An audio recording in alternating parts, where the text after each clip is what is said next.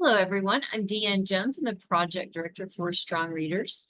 And today we're going to be looking at the beginning of the year report.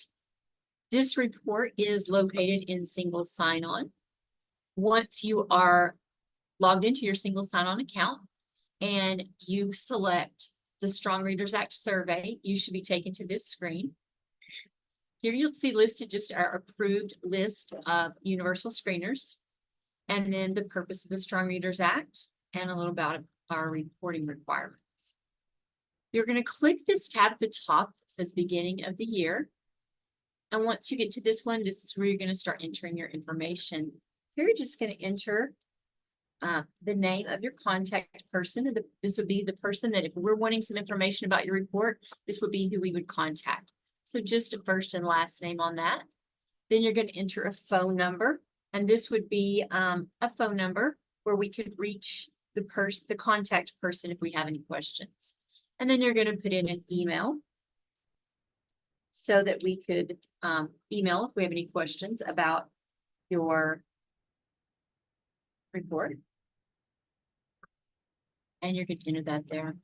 Just a note here that this report is due and must be certified by your superintendent by October 1st of the year.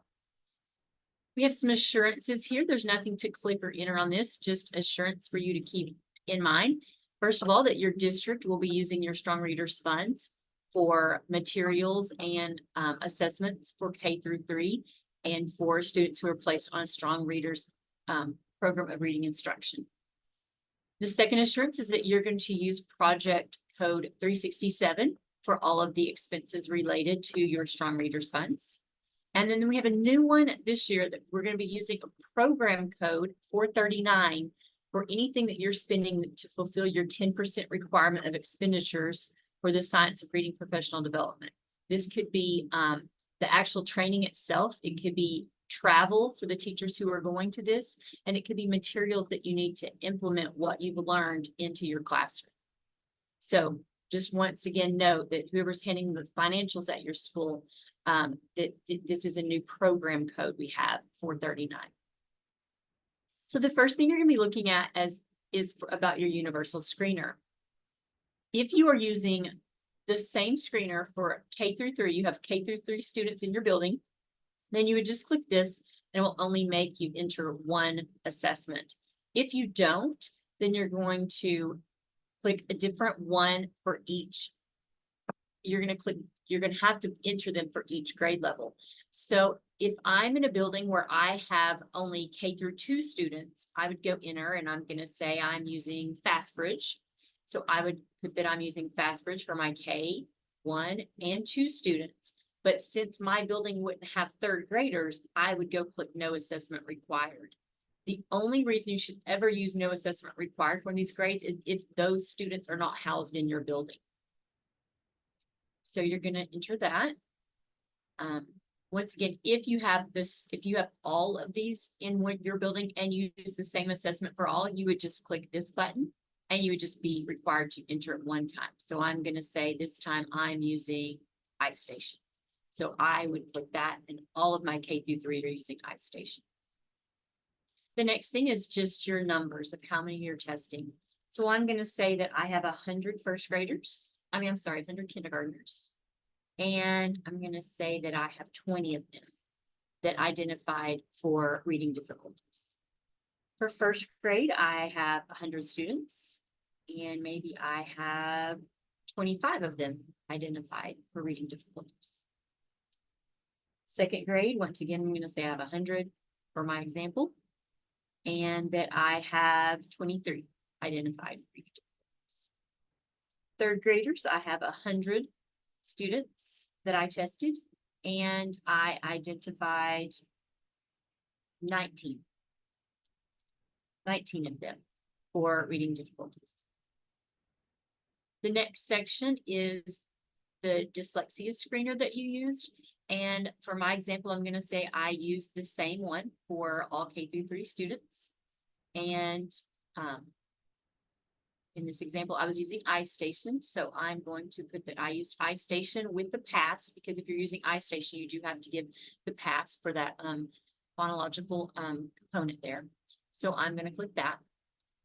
And then it doesn't ask you how many students were identified with the dyslexia screener because this report is due October 1st.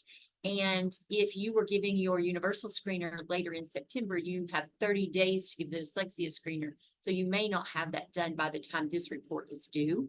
So we will ask for more specifics and numbers on your dyslexia screener on the end of the year report. Moving on to the next section, which is new. This is was not on here previously because we just got these exemptions with the new bill that was passed. So if you're what it's asking you for is how many students you have that qualified for these exemptions. So the first exemption is students who participate in the OAP and are taught with alternative methods. This does have to be noted on their IEP. And you also have to fill out the form for exemption for these. So if I'm filling this out and I see that I'm going to put that I had 0 kindergarten students who participate in the OAP.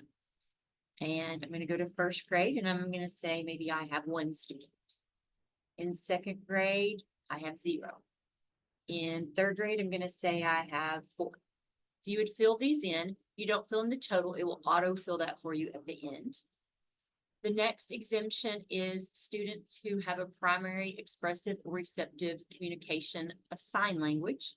So I'm going to say I have 1 kindergartner, I have 0 first graders, and I'm going to have 2 second graders and 0 third graders. And once again, it will automatically tabulate the total for you at the end. The next exemption is students who use Braille for their written expression and reading. So I'm going to put I have 0 kindergartners, 0 first graders, 0 third graders, and I have 1 third grader. The last exemption is for our EL students. And this is for EL students whose primary language is not English. They have been identified as an English language learner using a statewide approved identification assessment, and they've had less than 1 year of instruction in an English language learner program. But that I have 2 kindergartners, that's 1 first grader, no second graders, and I have 4 third graders. Once again, it will auto-tabulate the end for you. You would just go down here and you're going to click save and check and make sure that everything looks correct. And as long as you have pushed this save button, then you are finished with your part. You will need to make sure that your superintendent knows that you have entered all of your information and they are required to certify the report and have it to us by August 1st. October 1st. This one is due October 1st. And then you are finished with that report. So that's all that we have for the beginning of the year report. And once again, just make sure that you have all of your information in and certified by your superintendent by October 1st. Thank you.